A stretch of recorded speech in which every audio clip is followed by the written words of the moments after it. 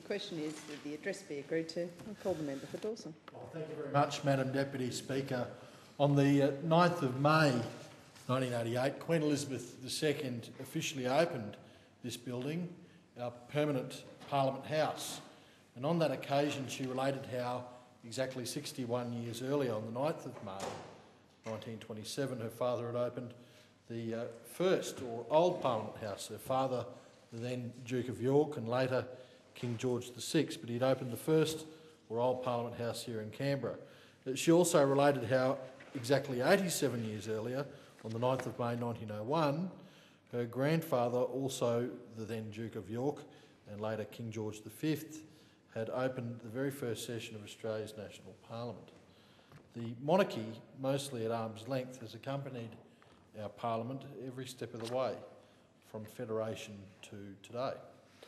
For most of that 101 period, our head of state has been Queen Elizabeth II.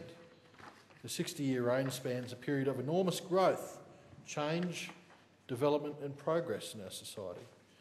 Perhaps only a handful of members in this place would remember her sudden ascension to the throne on February the 6th, 1952, when young Elizabeth was on tour and her father, King George VI, suddenly died. Even the member for Hinkler was 1 year shy of being a sprightly young teenager. The father of the House, the member for Barara, was barely 9 years old, so it's something to think about, the reign that the Queen has enjoyed. But during that 60-year reign, Queen Elizabeth II has seen 11 Prime Ministers in both this and Old Parliament House, from Harold Holt, John McEwen, John Gorton, William McMahon, Gough Whitlam, Malcolm Fraser, Bob Hawke, Paul Keating, John Howard, Kevin Rudd and Julia Gillard, and of course Sir Robert Menzies. The Queen ascended the throne 4 years into Menzies' 16-year tenure as Prime Minister, and it's probably worth noting an extract from an article written by Menzies in 1954 for the Sydney Morning Herald. And that extract certainly reflects the mindset and relationship of Australians to the monarchy at that point in time. Menzies said, "It is a basic truth that for our Queen we have within us, sometimes unrealised until the moment of expression, the most profound and passionate feelings of loyalty and devotion. It doesn't require much imagination to realise that when 8 million people spontaneously pour out this feeling, they are engaging in a great act of common allegiance and common joy which brings them closer together and is one of the most powerful elements, converting them from a mass of individuals to a great cohesive nation. In brief, the common devotion to the throne is a part of the very cement of the whole social structure." End quote. Queen Elizabeth II may be our head of state in Australia, but she's probably recognised for many other things. Australians love their long weekends, and the Queen's birthday long weekend is no different, although her real birthday is April 21st. Go figure, but that's typically Australian. And if you don't care to send her a card for her birthday, she'll still send you a telegram for yours if you're turning 100. And during a 60-year reign, Queen Elizabeth II has sent actually more than 175,000 telegrams to centenarians around the Commonwealth. She's conferred more than 400,000 honours and awards. She's launched 21 ships. She's sat for 129 portraits. How you could sit still for 129 portraits is beyond me, but she's done it. And she's owned more than 30 corgis. That's one thing she's famously known for, and many of those are noted descendants of her first corgi, Susan, which was an 18th birthday present in 1944. She's undertaken 261 official overseas visits to 116 different countries.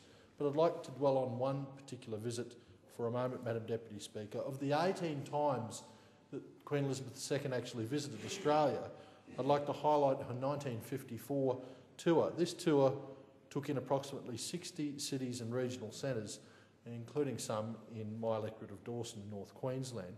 On March 13, the tour took a young Elizabeth to Townsville at the northern end of Dawson, and she went to Lindeman Island in the Whitsundays for what appeared to be a brief holiday, and then to Mackay after 40 days on tour. It was a short stay in Mackay, only a few hours, but it was enough to leave a lasting impression on anyone who attended the official occasion, which I've got to say was most of the town. There were 30,000 people that were reported to have crowded into the Mackay Showgrounds. And the visits were recorded in fabulous detail in a book called Mackay Revisited that many Mackay people know as a history of the town. And the book paints a picture of townspeople falling over themselves to catch a glimpse of Queen Elizabeth II. And it records the local newspaper, the Daily Mercury, actually devoting more coverage to that visit than any event since the Great Cyclone of 1918. The editorial in the day after the Queen's visit read, "If so much has been achieved in times when the monarchy has been confined to British shores, how much more can be expected from the rising generations who, with their elders, will draw a new inspiration, a burning zeal, a pride and a joy from the visit in person of their Queen, a closer contact than they have ever known with all the Crown symbolises." Again, something certainly reflecting the mood of the time and the feeling of Australians towards the monarchy. And at that visit, the children of Mackay put on a performance for the Queen.